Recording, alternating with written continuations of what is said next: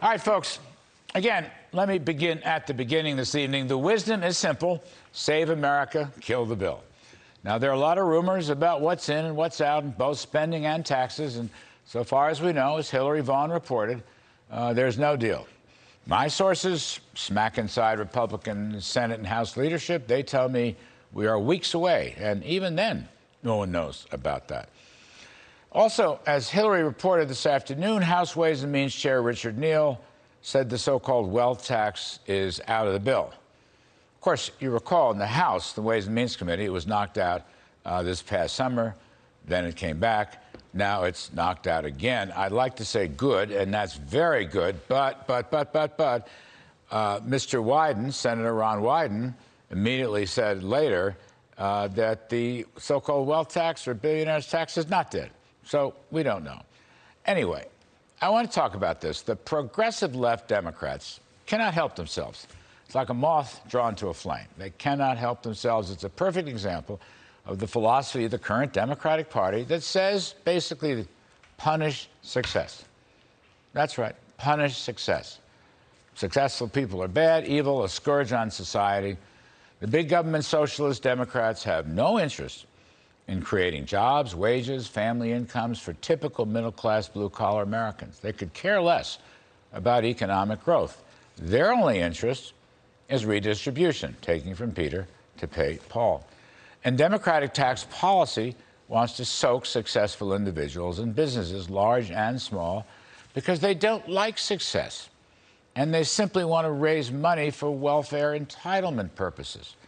Welfare dependency is their mantra, without any workfare.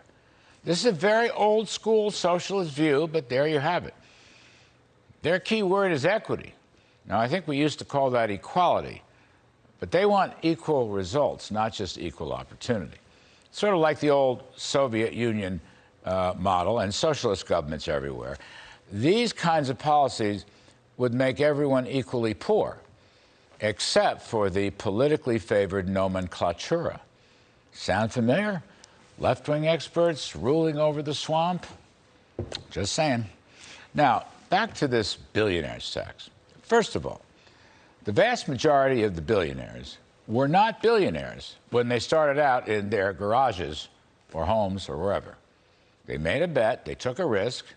Usually they had a small pile of cash. And as they exercised their God-given talents, they gave us another economic revolution, this time led by new technology advances. Now, this stupid billionaires bill, sponsored by Senator Ron Wyden, would actually tax so-called billionaires from the day their assets started appreciating, when they weren't wealthy and their stock was worthless and the business was worthless and unproven. But that's how this tax would work. That is monumentally stupid. Then there's the issue that year in and year out, the list of the richest people changes. It changes a lot. The IRS has done studies of the so-called Fortunate 400, and it shows that 71% of the very rich qualify for the list only once. This is courtesy of the Tax Foundation. It's a key point regarding the top 400 taxpayers. It's a moving target.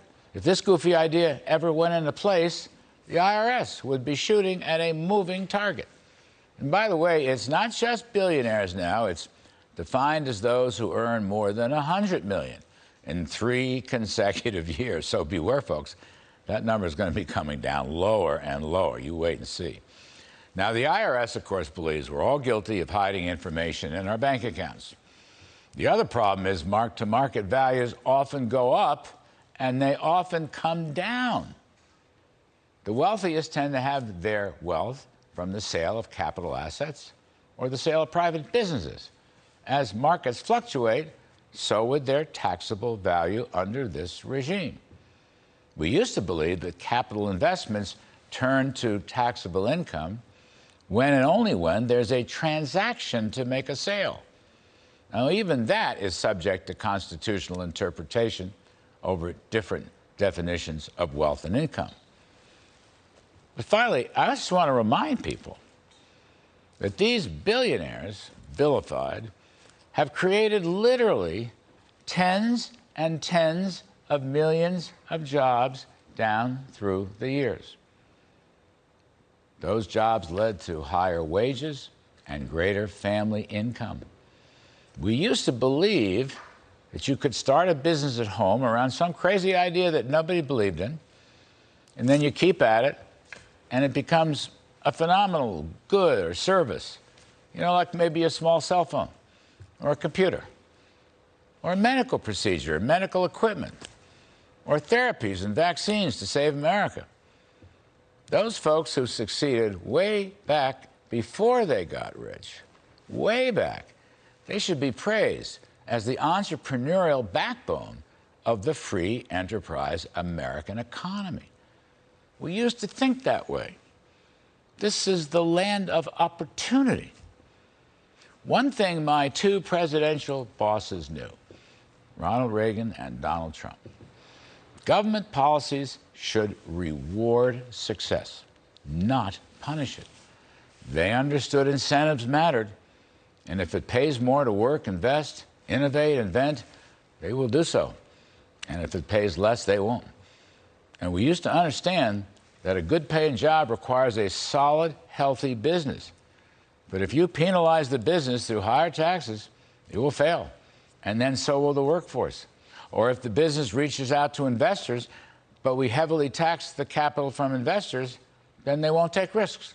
And there won't be a healthy new business, and there won't be a prospering new workforce delivering higher and higher incomes to help their families. I'm speaking common sense here. Not supply side, not Keynesian, just common sense. So I say save America. Kill the bill. And that's my riff this evening.